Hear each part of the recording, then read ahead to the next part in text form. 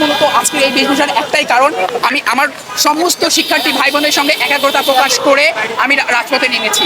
এবং আমার এই আজকের বেশভূষার একটাই কারণ, সেটা হচ্ছে কি, দেশ কোঠাধারীদের এগিয়ে দিয়ে মেধাধারীদের কবর রচনা করছে। তো এই কবর দিতে গেলে আমাদের কাপড়ের প্রয়োজন। সেই কাপড় আমি নিয়েই নামছি, যেন এই কাপড় পরিয়েই মেধাবীকে কবর দিয়ে দিতে পারে।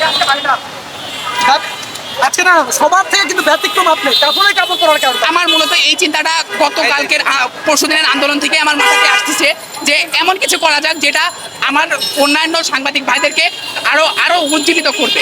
ঠিক আছে, তো মূল কারণ হচ্ছে এটা পরে আসলে আমি আমার যে মনের যে কথাগুলো সেগুলো আমি আপনাদের সামনে তুলে ধরতে পারবো, এটাই হচ্ছে মূল কারণ। কাপড়ের কাপড় অবশ্যই একটি মানে ইউনিক প্রতীক।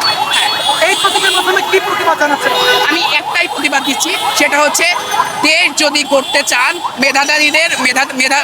মেধাধারীদের সুযোগ দিয়ে, কোঠাধারীদের সুযোগ দিয়ে দেশের ক্ষতি করবেন না। কারণ একটা দেশ যখনই ডিজিটাল তখনই স্মার্ট হবে যখন দেশের প্রতিটি যোগ্য স্থানে মেধাবীরা বসবে। এখন যদি যোগ্য স্থানগুলোকে মেধাধারীদের সুযোগ না দিয়ে কোঠাধারীদের সুযোগ দেন, তাহলে সেই দেশ কখনোই একটা সোনার বাংলা হয়ে গড়ে উঠতে পারে না।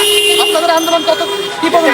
আপনারা সবাই অবগত আছেন যে আমার ঢাকা ইউনিভার্সিটির 73টি ডিপার্টমেন্ট সহ জাহাঙ্গীরনগর ইউনিভার্সিটি, জগন্নাথ, যশোর বিজ্ঞান প্রযুক্তি সহ একাধিক বিশ্ববিদ্যালয় সমস্ত ধরনের ক্লাস পরীক্ষা বর্জন করেছে। তো আমরা সমস্ত ধরনের ক্লাস পরীক্ষা বর্জন করে রাজপথে থাকার মাধ্যমে চূড়ান্ত আন্দোলন গড়ে তুলব এবং আমাদের সমস্ত দাবি দেওয়া পূরণ করেই ঘরে ফিরব।